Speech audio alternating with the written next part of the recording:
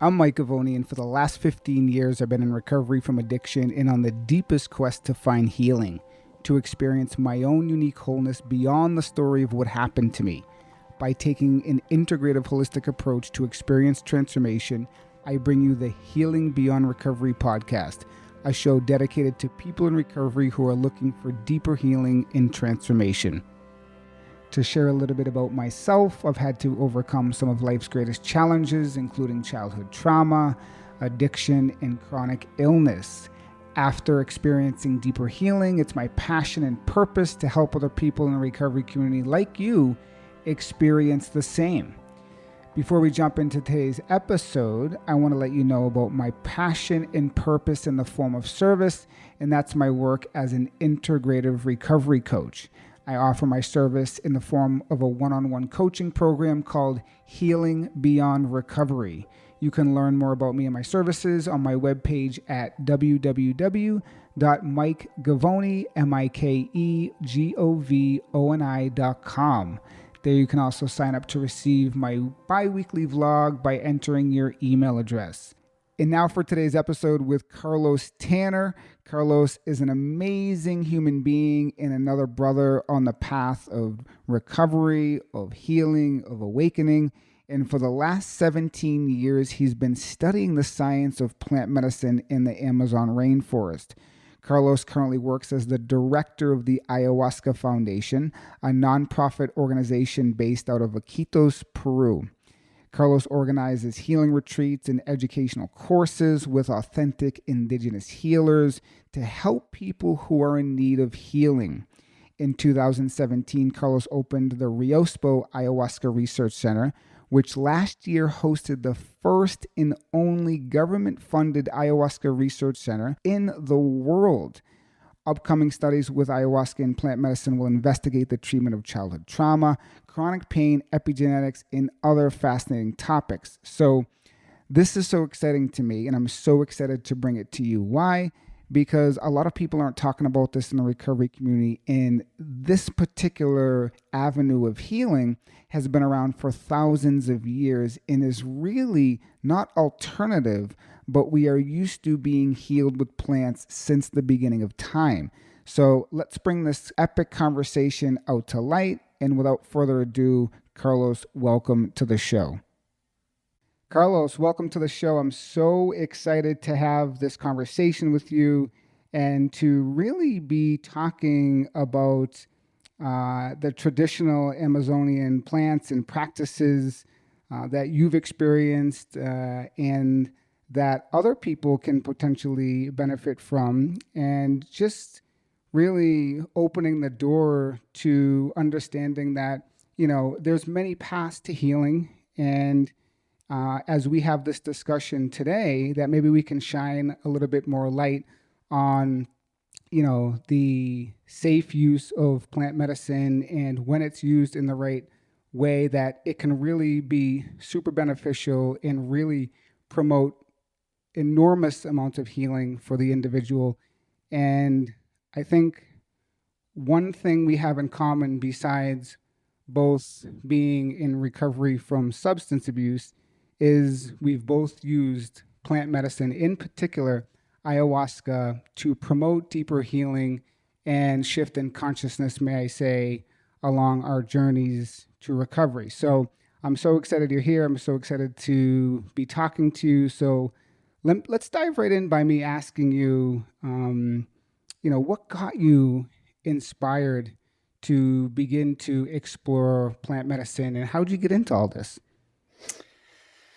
Oh man, that's a good question, Mike. First of all, thank you for having me on this show. It's a pleasure to be able to talk to you and your audience as well about something that I care about so much, which is plant medicine, and specifically working with ayahuasca and the indigenous tradition.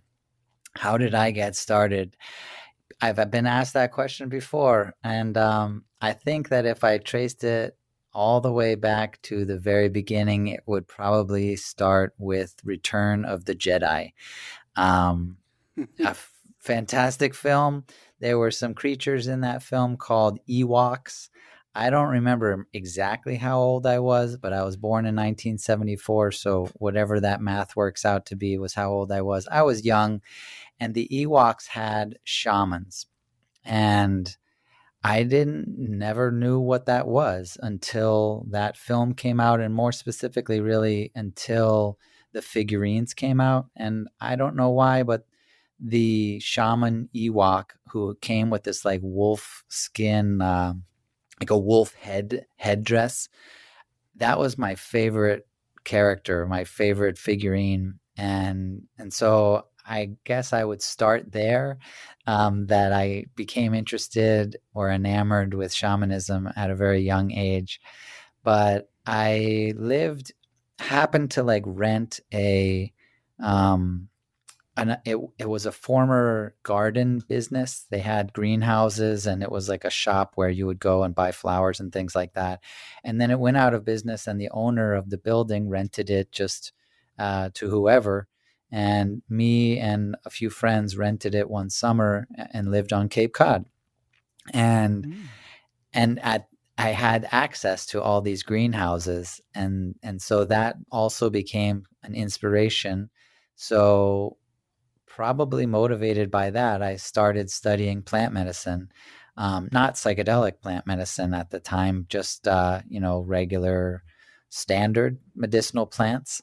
What's good for a common cold, or what's good for allergies, or what's good for this or that, and and I was also fascinated by the fact that you could find medicinal plants like everywhere, So at that point, I began like learning about plants and being able to recognize a plant, just a weed in someone's yard. I'm like, oh no, you can heal something with that, and Mm. I Yeah. enjoyed like that aspect of it. And then in college, I definitely started exploring psychedelics, starting with mushrooms, and then also using LSD and other psychedelics. I didn't really have a fondness for hard drugs at that time. I was really like against them, but natural plants, and I included LSD, but really mushrooms was my favorite drug of choice, and smoking marijuana when I was in college.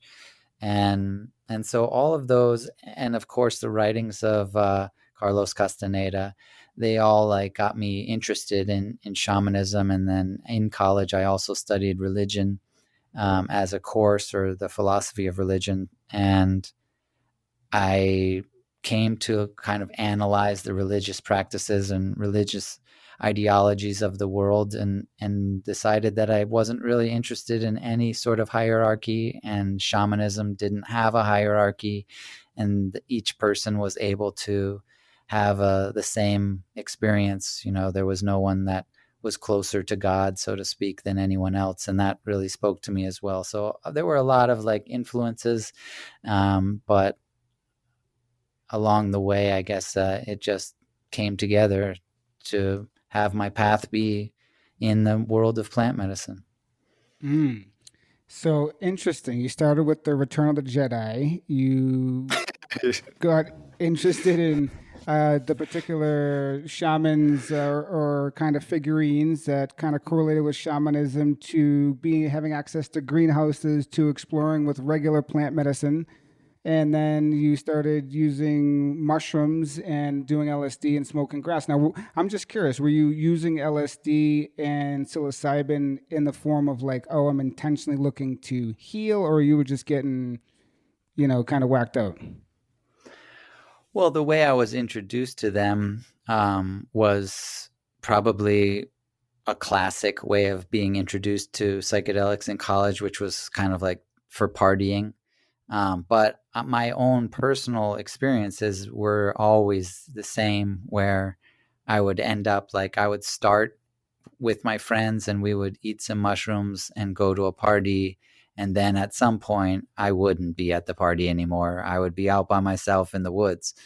And it became, I guess I started to almost develop my own sort of rituals or shamanic practices, where I just didn't want to go to a party anymore. Like if I was going to take psychedelics, I wanted to go into the woods.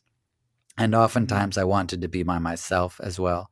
And that's probably because I didn't have a lot of friends that shared the same I don't know what to call it, but perspective or attitude about psychedelics, in that I certainly found them to be much more than just for having a good time.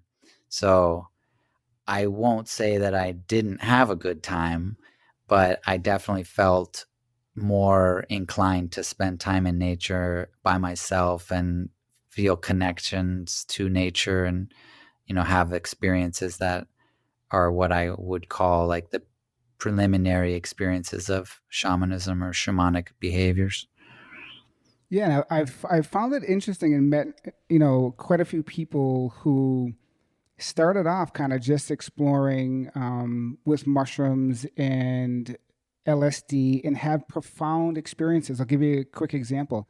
I was in the emergency room working as a recovery coach, and there was a particular gentleman in there, and the doctors and nurses had literally ripped this gentleman off as he was just another, just another, addict coming in. And I sat down with him, and in the first 4 minutes, 5 minutes of speaking to him, he shared with me that one of his most profound experiences was, that he's had in life was from mushrooms, and that he felt like I felt from him that he felt like I was going to judge him. And in fact, I said, "Oh, that's beautiful. So you really, you got something out of that. Like it taught you something." And he was looking at me like I had three heads. And I was like, "I totally support, whatever you're bringing to the table as this experiencing being kind of therapeutic or enlightening in some way." So it sounds like you were having those similar experiences yourself early on that were going a little bit deeper than just partying with your friends. Would that be accurate? Definitely. No, without a doubt. Like I said, like I still went to parties. I wasn't like a recluse hermit or something. I was a social person.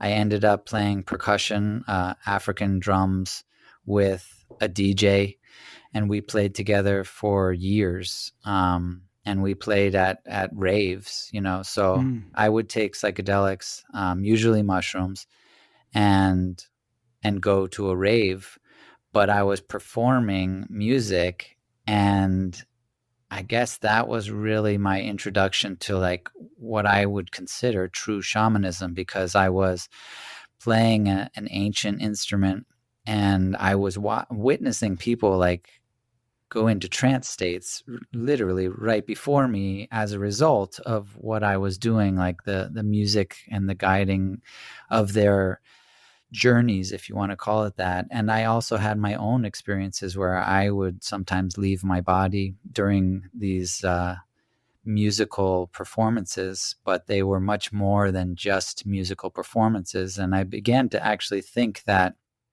what raves were, or at least what the DJ and I were doing, was very, very similar to shamanism or shamanic ceremonies, even though I didn't have really any experience other than reading about it. It just was a feeling I had that there was an instinctual desire for human beings to access altered states of consciousness, but yet do it with a guide leading the process, and that was how I started to interpret what we were doing. And so that was definitely an important element as well that led up to, because I was doing that like right up until I went to Peru and drank ayahuasca. Ah, yeah. So let's cross that bridge of how you started here and shifted to going to Peru, because I know now from getting to know you, you live there now, and have founded a ayahuasca retreat center and that sort of thing. How did that jump happen? Right. Well, it was a double-edged sword in a way. I seem to have just presented it, my endeavors to play music and raves, as this positive element, and there certainly were elements of that, but um, it also was a detriment. It is a culture of drug use, like a lot of drug use in that world. I at least that's what my experience was. I had a career job, and I was supposed to be successful. I mean, that was what people thought of me when I told them about my life. if you were to write down like the basics, it would have spelled out success the way that we're conditioned to believe. I had a career job. I made a good salary. I had all my health benefits and everything. I lived in a beautiful house. I drove a nice car. I had a cute girlfriend. I had everything that a person in their 20s wants to have, or at least we're told that that's what we want to have. But I was really unhappy and dissatisfied with it all. And I was so like, looking back, I would say I was so conditioned to believe that that was the success I wanted, that I accepted the dissatisfaction and the lack of fulfillment as a part of it. Um, and so I stopped being against hard drugs. And I kind of, I really just kind of just said, fuck it. And I hope it's okay for me to use that word on Oh your yeah, podcast. But for sure. I think every one of us can kind of relate to the fuck it moment of our life, and that's when it gets pretty dangerous, because at Hmm. that point I decided that I just didn't really care. And I think the reason why I was choosing to use opiates was because they helped to kind of numb the feeling that I had, which was, again, looking back, the universe like telling me that I was supposed to do more. I wasn't supposed to just like keep going to work and do the same thing over and over again, that I had a path. And instead of following that path, I was stuck kind of in a stagnant pond instead of letting the current of life take me where it needed to. And I could feel that.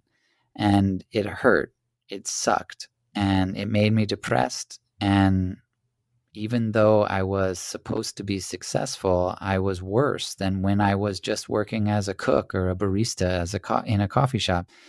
But I knew that I wasn't supposed to do that. I can't go back to do that because this is success. I've got it. And so I was kind of stuck in this place where taking opiates, taking things that were going to numb me, allowed me to tolerate the success and keep going. And being in having a social world of the rave culture certainly didn't help, because I had very easy access to drugs. And especially being a performer, like I don't want to say a star, but like my name would be on the flyer. And so people would treat you differently. Like they enjoyed the ability to give me drugs. And so all of that spelled me spiraling downward, but still maintaining my career.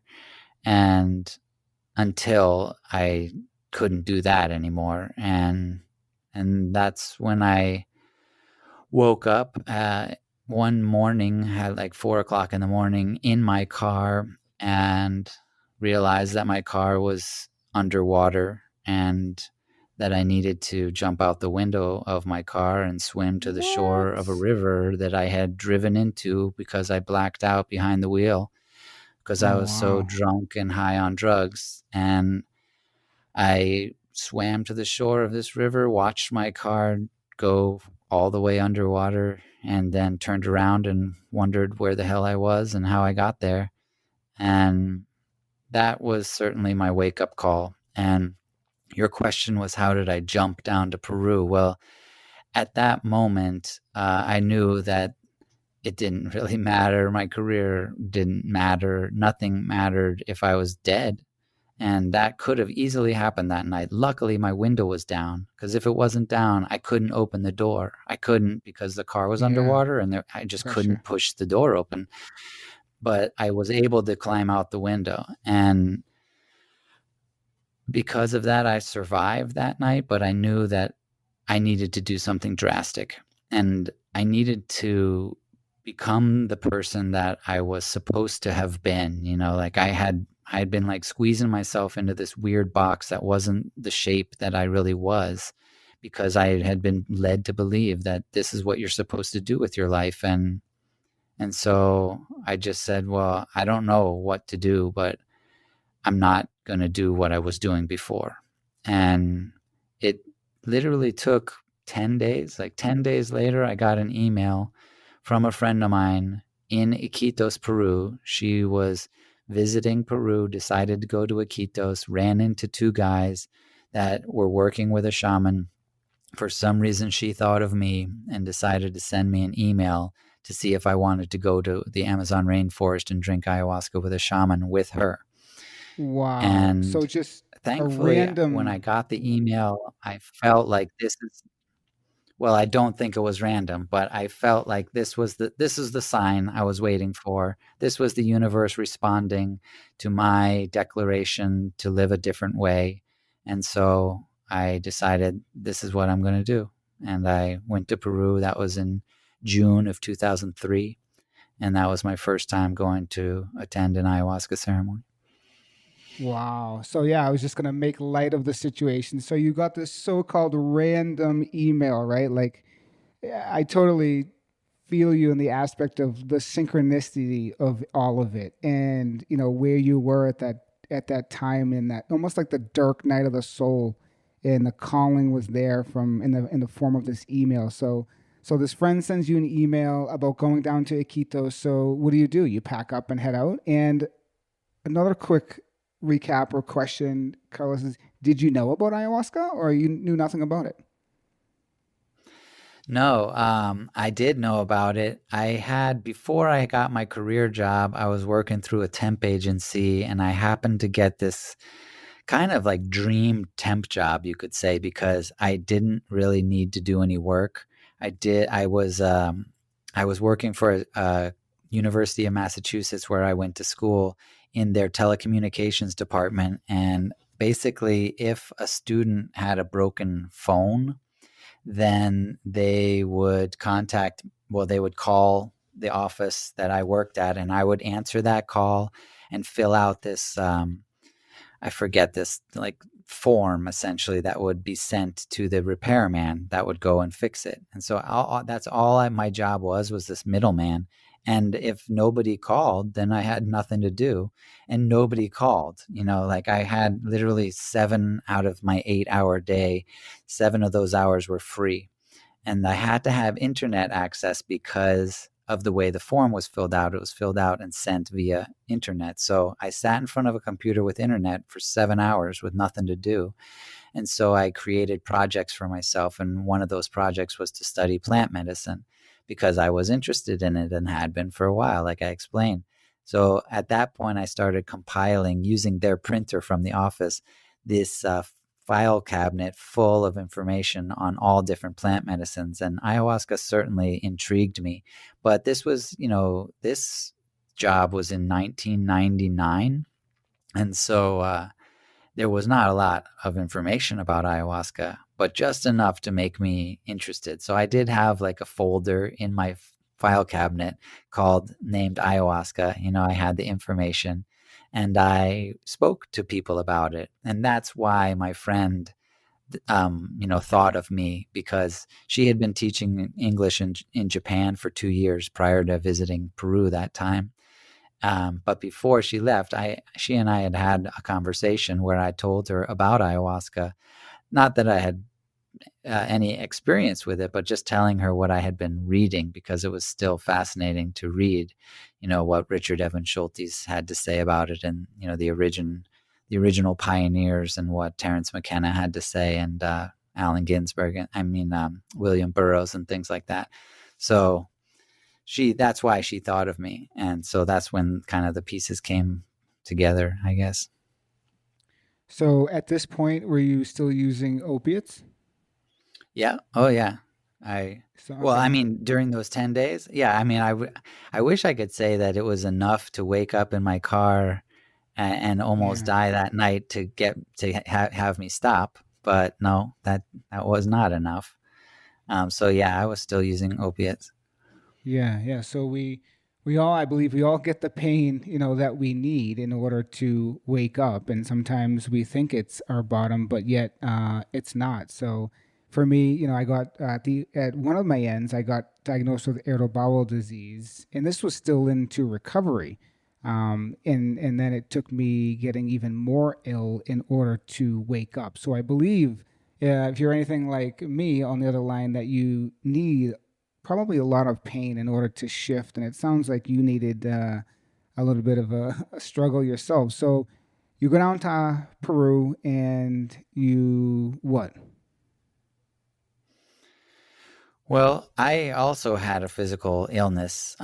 For 3 years, I threw up every single morning. I had definitely some sort of digestive issue. I had gone to doctors, because I had healthcare with my job, and the doctors just couldn't diagnose it. One doctor said that it was an ulcer. Another doctor said I had a cyst in my esophagus, and another doctor said it was just acid reflux.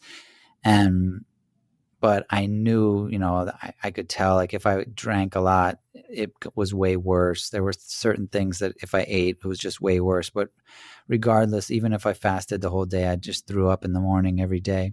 So I'd been throwing up every day for 3 years straight. And so there was also like a physical component to it as well that also probably contributed to why I was taking opiates. But so what happened when I went to Peru? Well, the first thing I did was go to the pharmacy when I got to Lima. There's a pharmacy in the airport, and bought a bunch of Valium because you don't need a prescription in Peru to do that, or at least you didn't back in 2003. I'm not totally sure. I haven't tried it recently. But and so I started taking Valium like the second I got there, and I decided to take a boat to the Amazon rainforest. So I had to take this long bus to get over the Andes, and then a crazy trip. I look back and think that I don't know how I managed to even get to the destination, but I managed to get there after 5 days on this big boat, taking Valium every day.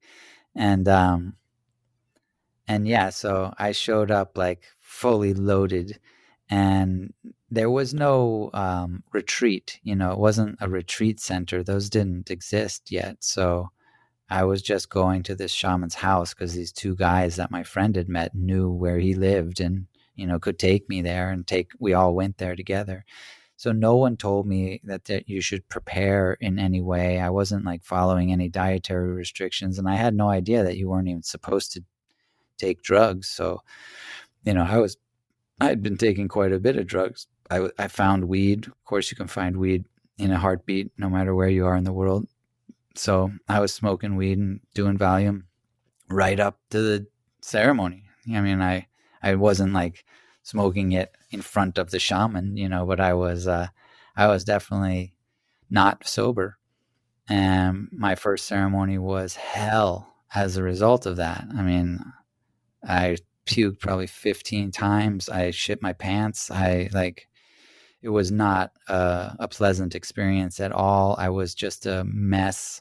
I was curled up in the fetal position outside, laying in the grass, crying, wondering what the hell I was doing, and having crazy visions that I could not tell whether they were real or not. Like at one point, a man came up to me and I gave him my wallet in my vision, but then immediately started freaking out that I might have actually given away my wallet. Like, I was so confused by it all. But again, another impeccable coincidence, if you want to lower it to such a thing. The synchronicity was amazing.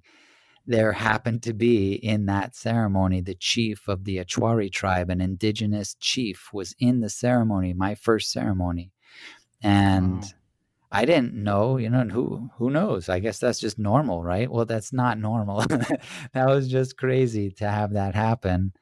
And while I was crying in the fetal position in the grass outside, because I had gone out of the ceremony to puke and throw my underwear into the jungle because I had crapped my pants, and he came out and he looked over at me, and I didn't speak his language, and he definitely didn't speak English, but he just waved me, just this very, I don't know if you can imagine, but just the most like manliest man possible, just this like straight up man from the jungle, and he just waved me like, get back inside. And it was so powerful that I just immediately like stopped crying, wiped my eyes, sat up, like got my shit together, stood up and went back inside. And it ended up being like really profound for me, because I realized, well, ayahuasca doesn't do what it's doing to me,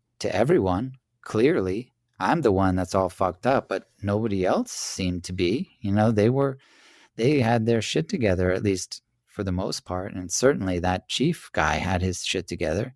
He didn't look like he was high at all.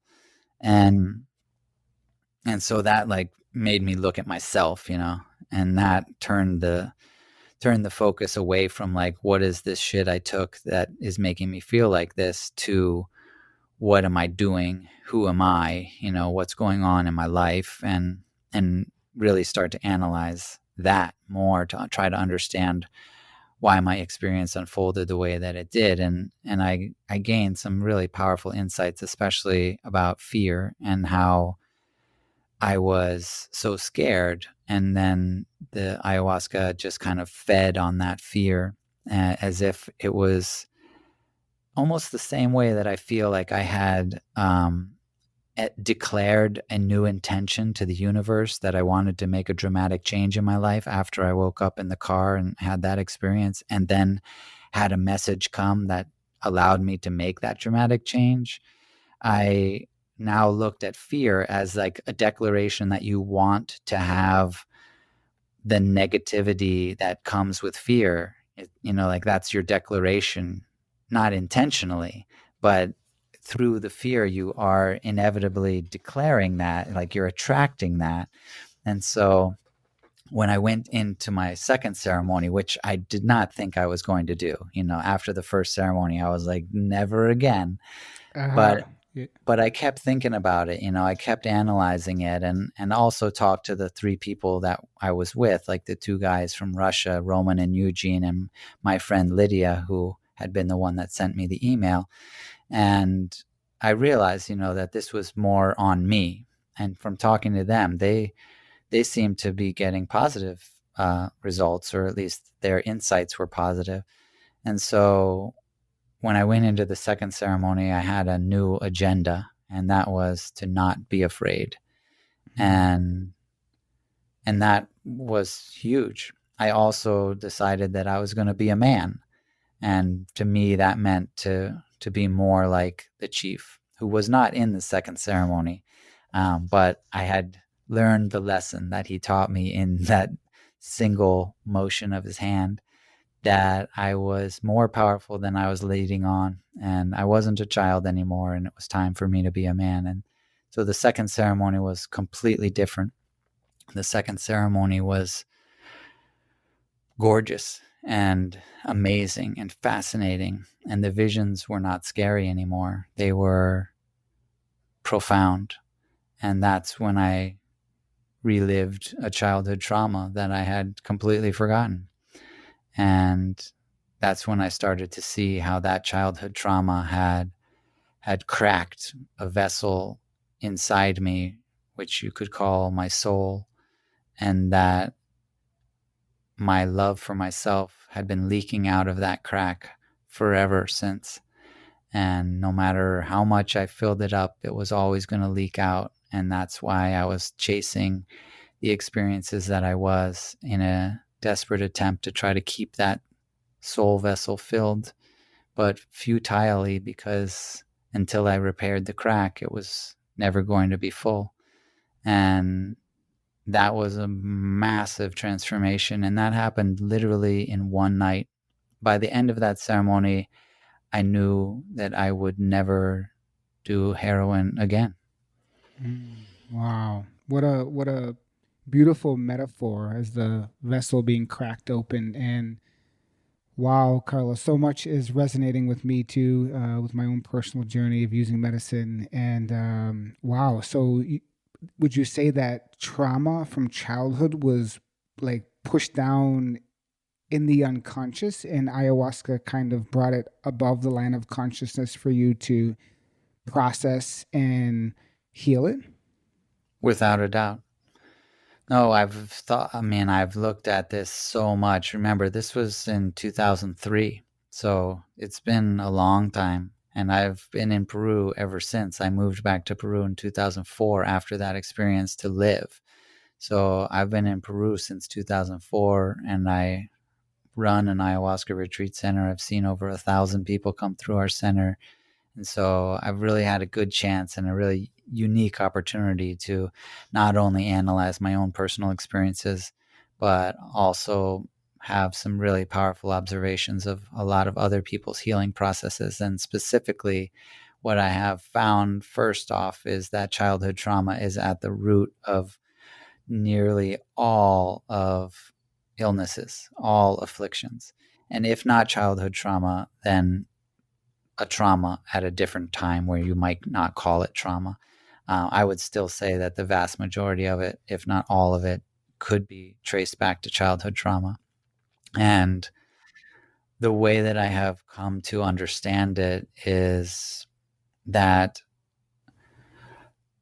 we have, we know there to be three states of matter: gas, liquid, and solid. And to me, those three states of matter relate to three states of being in our bodies, our emotions, and our mind. And so the gas state is like our mind, and the emotional state is like liquid, and the solid state is like our bodies. And then the three states of consciousness that relate to those states of matter and states of being are ideas in that exist in the realm of the mind. Like a gas, they come and go. They kind of float around. They don't have a lot of weight to them. But if they are condensed into the liquid state, then we believe them, and that's the state of beliefs. And so they resonate with us on an emotional level, and that gives them weight. So for some people, an idea can just pass through their consciousness, but for other people that it resonates with and they feel something, then they condense that idea and it becomes heavier, and it starts to follow different laws the way that liquids do compared to gases. And then if we transform that emotion, that belief, into a personal truth, then it becomes solid, and then it resides in our body. And to me, what trauma is the solidification of ideas or beliefs into personal truths that literally puts them into the body. They literally become a physical element of our reality, but they're detrimental truths. They're inaccurate truths.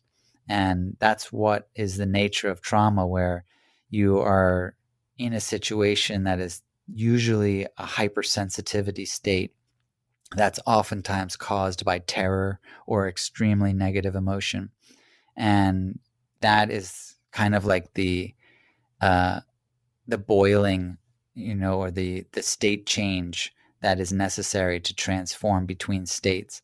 In this case, it would be like the freezing point, where you have no warmth inside you, so you can take those liquid emotions and freeze them into the solid.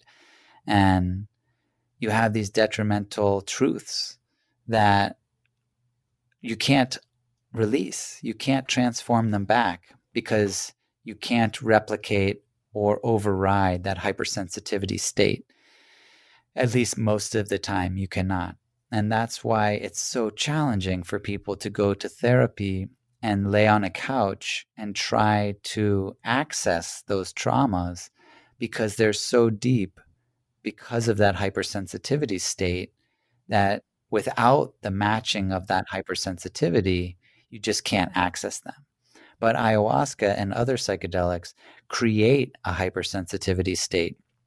They amplify the sensory perceptive abilities, and in essence create the same, if not more powerful, hypersensitivity states that were what was experienced during the times of the traumas, except that they are not created by extreme negative emotion. They should be created if done in the proper setting, and I think we'll probably end up talking more about that. In a positive setting, so in a setting of trust, in a setting of love, and so then when you have that hypersensitivity state matching or overriding the hypersensitivity state of the trauma, then just by being in the state, you will inevitably find the other truths that reside in that depth of reality, in those personal truth realm of solid consciousness.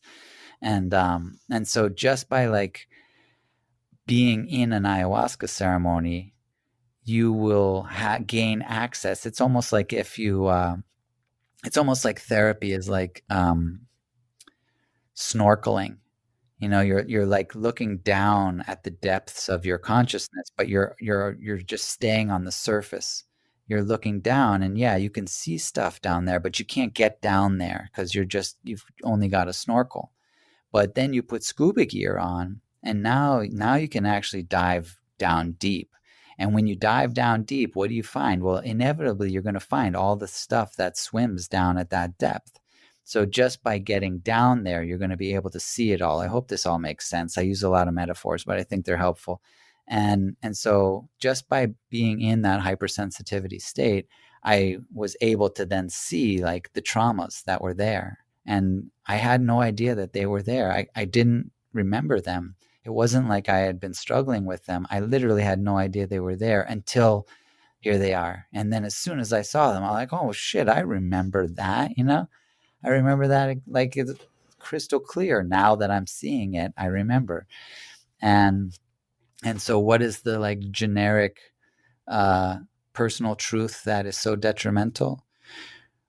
You know, just generally, not saying generic, but just like in general, what is it? Well, I'm not good enough, or I don't deserve this, or I deserve to have a bad life. I deserve to be abused. I deserve, you know, like I'm not good enough to have the life that other people have.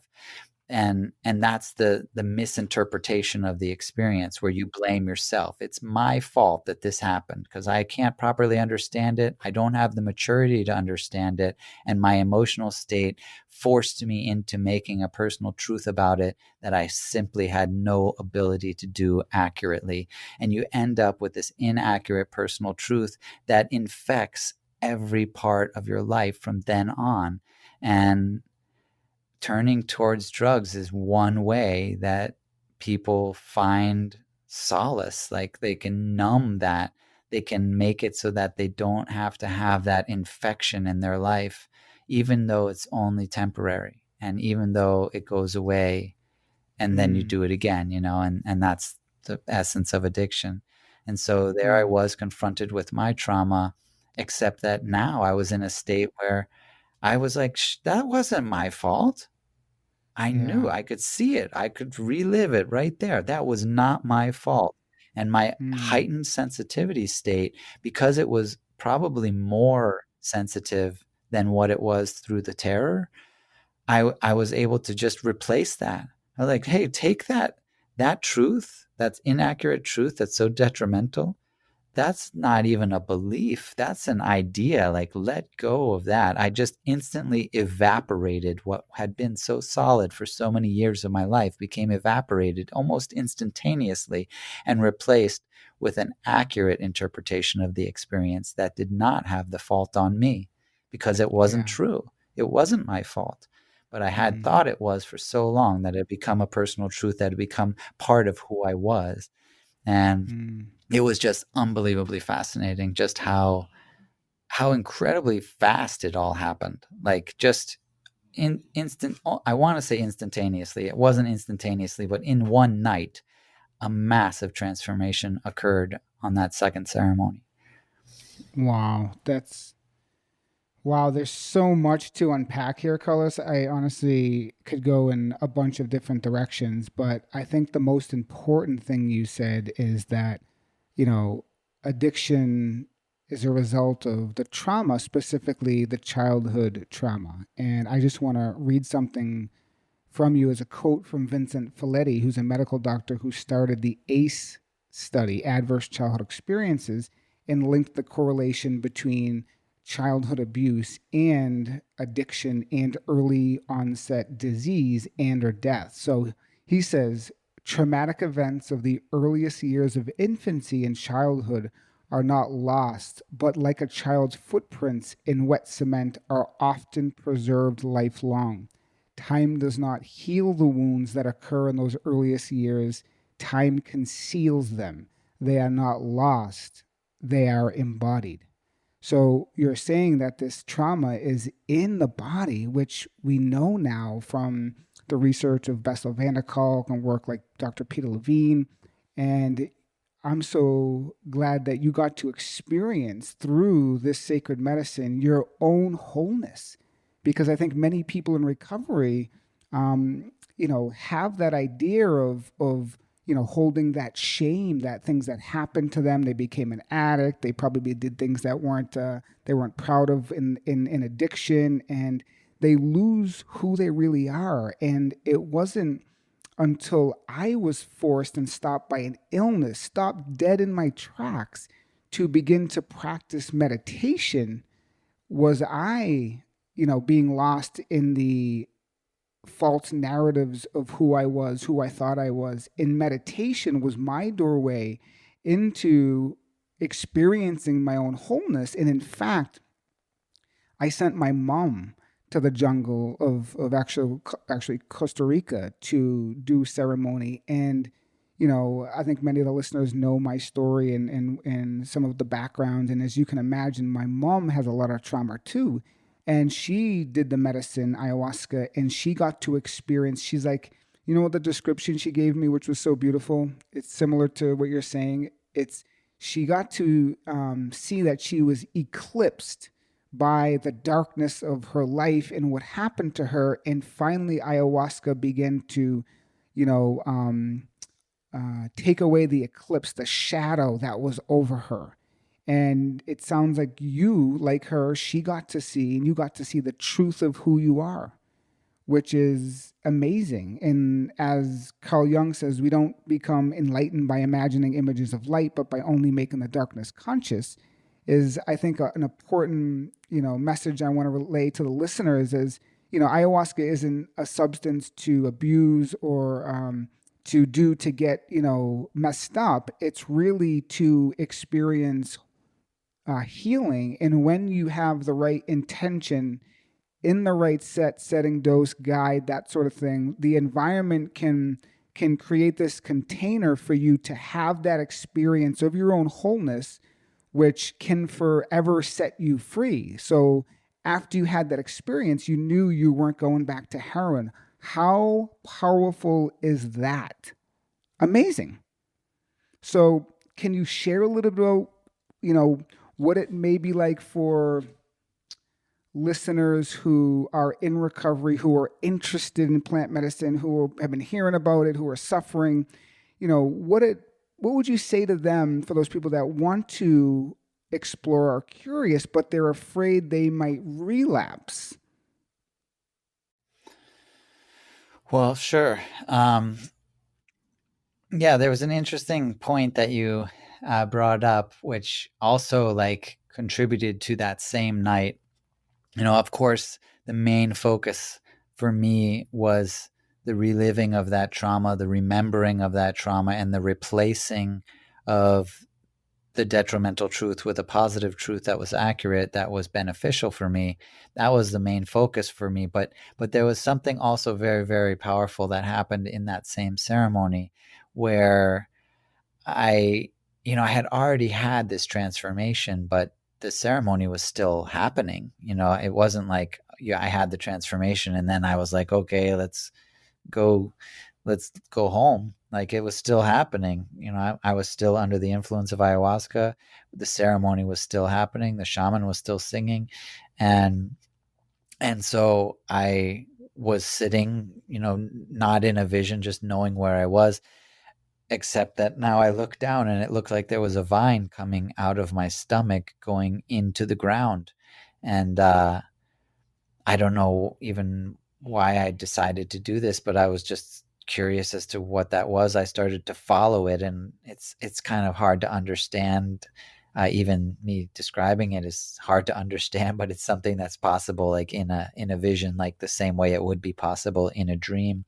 I started to go through the earth, like pulling my way through on this vine that had been attached to my stomach, and because I wanted to see where it went, and it went all the way through the planet, it seemed, and then out into outer space.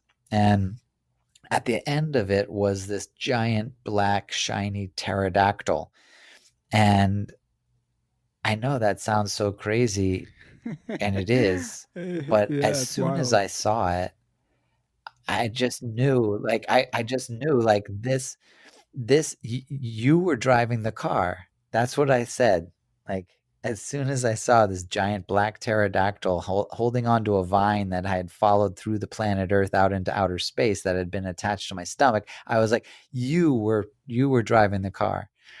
You know, this demon was driving the car that night when I ended up driving into the river, because I had driven the car like miles and miles and miles without consciousness. And and I pulled out a sword in my vision and I chopped that thing to pieces. And then I even was like afraid that it might pull like a Terminator 3 and like morph back together. And I pulled this laser out and I lasered all those pieces into this little dust. And, I have no idea what all of that was, except that I knew that I had just defeated it. Like it was done. It was over. Like I had just destroyed this creature that had been sucking my life force, and that was powerful, and that feeling I had. And so by the time I finished that ceremony, like I wasn't the same person anymore. I was like, I was a different person for sure.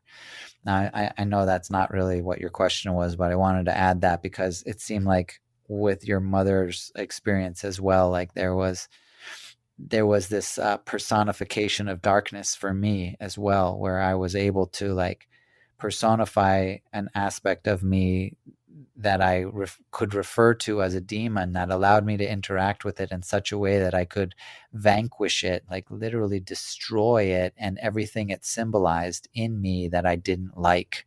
And so the personification for me, I found to be like very beneficial, because it allowed me to not just deal with something that was like expressed through bad behaviors, but actually see it as a being that I could, in this case, destroy.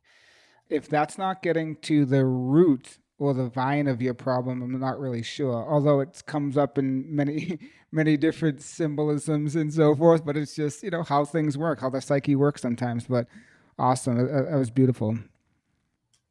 So, in terms of the question of the relapse, though, I mean, to be completely frank, dude, you never know. There's always going to be the potential that maybe you're going to relapse. For me, I can say that it's such a far out idea for me. Like I can't possibly imagine that I would ever do that, whether I could ever go back to that ever. But shit happens in life, so I don't know. I mean, if my wife decided to divorce me, or my child, something terrible happened, God forbid, to my child, or something could happen in all of our lives at any time, the same way that it did when we were children.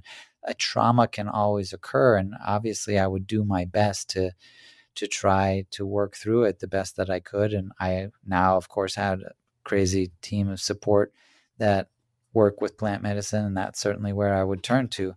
But I can't ever, there's never ever going to be some sort of guarantee that you're not going to relapse. That's just part of life. But if you can get to a point like I did, where you can say, I will never relapse, even, obviously we all know what the reality is, but that's not, but you don't say like, I might never relapse. Like, you don't say to the person you love, like, I think I love you, like, I hope I love you forever. You don't say it, even though we all know that's the reality. We all know that no matter how much that you love the person that you're with, 10 years from now, it could be totally different. Like everyone knows that. but you just don't do that with your life. You know how you feel now, and you know that you want it to be forever, and you use your consciousness the best way that you can to make sure that you're doing everything that you can to make it forever. And our consciousness is unbelievably powerful, unbelievably powerful. So our goal should always be that our consciousness is working on our side. And ayahuasca is one of the greatest tools to help us to achieve that. Yeah, and for the listeners, trauma is held in the subcortical parts of our nervous system, which means it's in the unconscious. It's below consciousness. And I believe when you get to the root of the trauma, right?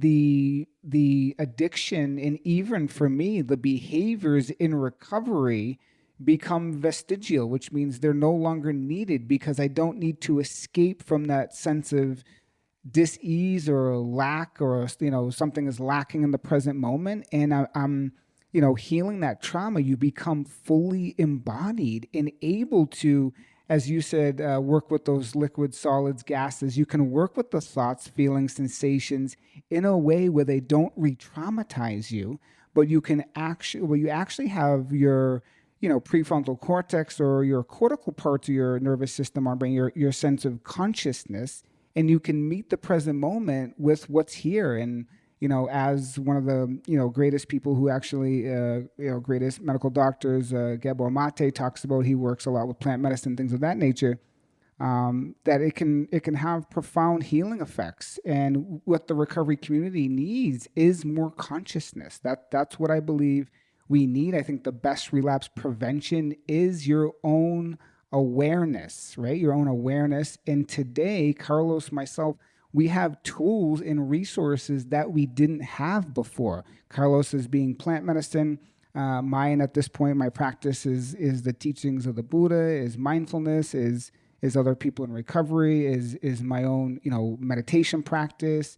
So today we have this inner resilience that we've gotten, and we've actually got to move what's below that unconscious and make it conscious, right? I think Krishnamurti says, it's the truth that liberates, not your effort to be free. We get to see the truth of things, and we don't have to keep chasing dead ends to satisfy them. So, Carlos, we're almost out of time here. And before we go, I just want to share a little bit about, or you can share a little bit with the audience, tell us about the ayahuasca center you opened up in, what is it called? Riospo? Riospo? Yeah. The Yeah. I Riospo apologize. Ayahuasca Research Center. Is that the correct pronunciation? Yeah, it Yeah. is. And tell us about the new study, if you may. Yeah, I almost forgot that that's another thing. Yeah, so in 2017 we opened the Riospo Ayahuasca Research Center, and last year we hosted the first ever government-funded ayahuasca research funded by the NHS, or the National Health Services in the UK. That research was led by 3 doctors from the NHS, led by Simon Ruffle, Nigel Netspan, and Wai Fong Tang. And those 3 guys, big shout out to them, because they really put it all together and they won the grants. We hosted the research, but that research should be published in the next month or so, at least hopefully. It's a kind of a crazy time right now, but it will be published soon. And the results were just absolutely jaw-dropping in how much benefit could be achieved in such a short amount of time. They were psychiatrists and psychologists, or are, and so they know what traditional methods for treating trauma are. The specifics of the study were focusing on childhood trauma and the healing of that, as well as treating depression and anxiety. And like I said, the results were really jaw-dropping in just how much benefit people were receiving in just a matter of weeks. And comparing it, into what could be achieved in years through more traditional Western methods. So definitely keep your eyes out for that. And if you want more information about the programs that we offer, you can visit our website, ayahuascafoundation.org. We offer retreats that are 1, 2, and 3 weeks long, and we offer educational courses that are 4 and 8 weeks long, where we actually help to train people so that they can use plant medicines more effectively and hopefully share them with their communities eventually when they get to the level where they have a mastery that is suitable to do that. But yeah, it's truly amazing stuff that we're doing. Phase 2 study starts in April, where we'll be including some epigenetic studies as well as looking at chronic pain in addition to childhood trauma, depression and anxiety, PTSD, and also the autism spectrum. Wow, that is so powerful and amazing. And thank you for the work that you do on the front lines, Carlos, because it's amazing and very much needed for not only people in the recovery community, but just people in general. We live in a traumatized society, and so many of us need healing at this time. So thank you so much for all your work. I will post in the show notes more about yourself in the Ayahuasca Foundation. And for all you listeners out there, if you're curious about exploring plant medicine or using plant medicine to experience healing, we didn't talk so much about the proper environment and setting and so forth, but it is so very important. And this isn't something to take lightly, but to take very seriously and to do it with the right people that know what they're doing. So, Carlos, thank you so much for being on the show. It was really a pleasure to talk with you today. Thanks so much, Mike.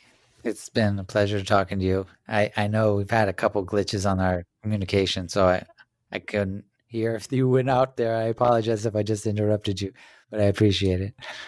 Yes, it all worked out perfect, Carlos. Thank you so much. Hey everyone, thanks for listening to the podcast. And so you don't miss future episodes, please feel free to subscribe to the show on your favorite podcast platform. Also, to learn more about Carlos and the Ayahuasca Foundation, please feel free to go to my website at www.mikegovoni.com under podcast. There you will find the show notes and more details on the Ayahuasca Foundation and much more. Episode 5 coming up that you won't want to miss with Dr. Paul Epstein. Dr. Paul Epstein is a naturopathic doctor and pioneer in the field of mind-body medicine and has been teaching about the mind-body connection for over 40 years. His life work consists of helping others experience deeper healing by engaging his patients in the shift of their own consciousness through his process of the 3 living questions, meditation, yoga, and lifestyle changes. Dr. Epstein has been my personal mentor for over the last 3 years. This man is full of wisdom, full of insight. He's way ahead of his time, and you won't want to miss this episode. If you like today's show, please feel free to leave a comment, as well as share this episode with someone you may feel who needs it. And remember this, you can heal no matter what your story may be. So until then, happy healing and be well.